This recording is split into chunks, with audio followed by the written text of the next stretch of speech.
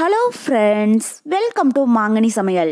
இன்றைக்கி நம்ம மாங்கனி சமையலில் கிறிஸ்மஸ் ஸ்பெஷலாக குட்டீஸ்க்கெல்லாம் ரொம்ப ரொம்ப பிடிச்ச சாக்லேட் எப்படி பண்ணுறதுன்னு பார்க்கலாம். ஸோ சாக்லேட் அப்படின்னாலே சொல்ல வேண்டியதே கிடையாதுங்க. குழந்தைங்கள்லேருந்து பெரியவங்க வரைக்கும் எல்லோரும் ரொம்பவே ஜாலியாக என்ஜாய் பண்ணி சாப்பிடுவாங்க. இது பண்ணுறதுக்கு 4 பொருட்கள் மட்டும் இருந்துச்சுன்னா போதுங்க. வீட்டிலையே ரொம்பவே சுலபமாக ஒரு 10 நிமிஷத்தில் சட்டுன்னு செஞ்சு முடிச்சிடலாம். டேஸ்ட்டு பார்த்தீங்க அப்படின்னா நம்ம கடைகளில் எல்லாம் வாங்கக்கூடிய சாக்லேட் மாதிரியே வாயில் வச்சதும் அப்படியே கரைஞ்சி போயிடும். ஸோ நீங்கள் சொன்னாலும் யாரும் நம்ப மாட்டாங்க இது வீட்டில் செஞ்சது அப்படின்ட்டு. ஏன்னா இதனோட டேஸ்ட்டும் கலரும் அவ்வளோ சூப்பராக இருக்கும். சரி வாங்க இப்போ இந்த ஹோம்மேட் சாக்லேட் எப்படி பண்ணுறதுன்னு பார்க்கலாம்.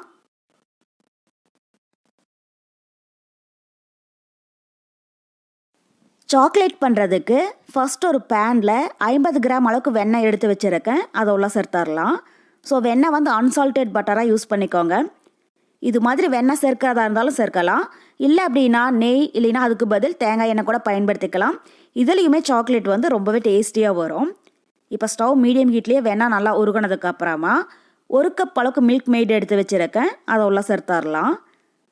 ஸோ நான் 250 கிராம் கப்பில் 1 கப் அளவுக்கு மில்க்மெய்ட் சேர்க்குறேன். சேர்த்துட்டு இப்போ ஸ்டவ் லோ ஃப்ளேம்லேயே வச்சு இதை நல்லா கலந்து விட்டுட்டே இருங்க. இந்த சாக்லேட் ரெடி பண்ணுற வரைக்குமே ஸ்டவ் வந்து மீடியம் ஹீட்லேயே ஹைலியே வைக்கக்கூடாது. லோ ஃப்ளேம்லேயே வச்சு கலந்து விடுங்க. இப்போ இதை கைவிடாமல் ஒரு 5 நிமிஷத்துக்கு நல்லா கலந்து விட்டுட்டே இருந்தீங்க அப்படின்னா வெண்ணெய் வந்து மில்க்மெய்டோட நல்லா ஒன்றா சேர்ந்து வந்துடும். இந்த சாக்லேட் பண்ணுறம்போது இது மாதிரி நான்ஸ்டிக் பேன் இருந்துச்சுன்னா அது யூஸ் பண்ணிக்கோங்க. இல்லைன்னா நல்லா அடிகனமான கடாயில் செய்யுங்க. அப்போ தான் சாக்லேட் வந்து அடி பிடிக்காமல் வரும். வெயிட்லெஸ்ஸான பாத்திரத்தில் செய்கிற போது அடி பிடிச்சிரும். அப்புறம் நமக்கு டேஸ்ட்டும் கலரும் மாறிடும். பாருங்கள் இப்போ வெண்ணெய் வந்து மில்க்மெய்டோட ஒன்றா சேர்ந்து வந்துருச்சு. இப்போ இந்த ஸ்டேஜில் 2 டேபிள் ஸ்பூன் அளவுக்கு கொக்கோ பவுடர் சேர்த்துடலாம். கூடவே 1/4 கப் அளவுக்கு பொடிச்ச சர்க்கரையை வந்து முழுசாக சேர்க்க வேண்டாம். இது மாதிரி நல்லா பவுடர் பண்ணி சேர்த்துக்கோங்க. நம்ம மில்க்மெய்ட் சேர்த்துருக்கிறதுனால சர்க்கரை பவுடர் அதிகமாக சேர்க்க வேண்டாம். 1/4 கப் அளவுக்கு சேர்த்திங்கனாலே போதும். நல்ல ஸ்வீட்னஸாக இருக்கும். சேர்த்துட்டு இப்போ ஸ்டவ் மீடியம் ஹீட்டில் வச்சு இதை கைவிடாமல் நல்லா கலந்து விட்டுட்டே இருங்க. கட்டிகள் ஏதாவது விழுந்துச்சு அப்படின்னா கூட கரண்டியில் நல்லா அமுத்தி விட்டுருங்க. பாருங்கள் இப்போ நம்ம சேர்த்த எல்லா பொருளுமே ஒன்றா சேர்ந்து சாக்லேட் வந்து கரெக்டான பதத்தில் வந்திருக்கு. உங்களுக்கு பார்க்குற போதே தெரியும். ரொம்பவே திக்காகிடக்கூடாது, அதே மாதிரி ரொம்பவே இணக்கமாகவும் இருக்கக்கூடாது. கரெக்டாக இது மாதிரி எடுக்கிற போது இந்த அளவுக்கு இருக்கணும். இதுதான் சாக்லேட்டுக்கு கரெக்டான பதம். இப்போ இந்த ஸ்டேஜில் நம்ம ஸ்டவ் ஆஃப் பண்ணிவிட்டு இதை சாக்லேட் மோல்டில் சேர்த்துடலாம்.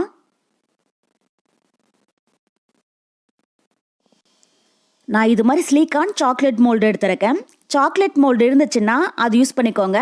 இல்லைன்னா வீட்டில் இருக்கிற ஏதாவது ஒரு சின்ன கிண்ணத்தில் கொஞ்சமாக நெய் இல்லைன்னா வெண்ணெய் தடவிட்டு அதுலேயும் சாக்லேட் உள்ள சேர்த்துடலாம். இப்போ மோல்டில் நிறைய சாக்லேட் சேர்க்காம பாதி அளவுக்கு மட்டும் சேர்த்துக்கோங்க. ஏன்னா இதில் நம்ம கொஞ்சமாக நட்ஸு சேர்க்க போகிறோம். பாருங்கள் இந்த அளவுக்கு இருக்கணும். இப்போ இது கூட கொஞ்சமாக பாதாம் பருப்பை சின்ன சின்னதாக கட் பண்ணி வச்சுருக்கேன். அதை சென்ட்ரலாக வச்சிடலாம். இது மாதிரி நாம் இது மாதிரி பாதாம் சேர்க்கிறதா இருந்தாலும் சேர்க்கலாம். இல்லைன்னா உங்களுக்கு பிடிச்சமான நட்ஸ் எது வேணாலும் பயன்படுத்திக்கோங்க. முந்திரி பருப்பு, பிஸ்தா, அப்புறம் வால்நட் இது மாதிரியும் சேர்க்கலாம். திராட்சை கூட சென்ட்ரலாக வைக்கலாம். இல்லைன்னா நிலக்கடலை இருந்துச்சுனாலும் உள்ளே வச்சுக்கோங்க. இது சாப்பிடும்போது வாயில் கடிப்பட்டு டேஸ்ட்டு ரொம்பவே நல்லா இருக்கும். இப்போ திரும்பவும் இதுக்கு மேலே கொஞ்சமாக சாக்லேட் வச்சு கவர் பண்ணிடலாம். பாருங்கள் இது மாதிரி. அவ்வளோதான். இப்போ நம்ம சாக்லேட் ரெடி ஆகிடுச்சு. இதை லைட்டாக டேப் பண்ணிவிட்டு ஒரு 1/2 மணி நேரத்துக்கு ஃப்ரிட்ஜில் வச்சுடுங்க. ஃப்ரீசரில் வைக்க வேண்டாம், வெளியிலேயே வச்சுடுங்க. ஒரு 1/2 மணி நேரத்துக்கு நல்லா செட் ஆனதுக்கு அப்புறமா எப்படி இருக்குன்னு பார்க்கலாம்.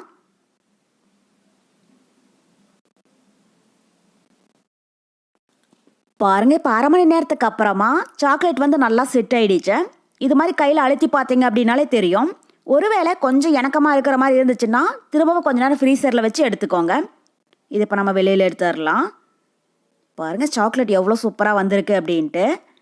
ஸோ நம்ம சாக்லேட் பேஸ் மட்டும் கரெக்டான பதத்தில் செஞ்சு எடுத்துட்டோம் அப்படின்னா சாக்லேட் நம்ம கொஞ்ச நேரம் ஃப்ரீசரில் வச்சு எடுத்தோம் அப்படின்னாலே போதுங்க. அதுக்கப்புறமா வெளியிலேயே வச்சுக்கலாம்.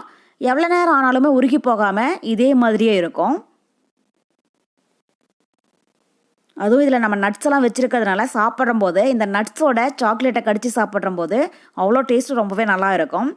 நம்ம எவ்வளோ தான் நிறைய விதமான சாக்லேட் கடைகளை வாங்கினாலும் வீட்டில் செஞ்சு கொடுக்குற சாக்லேட்டோட டேஸ்ட்டே தனிதாங்க.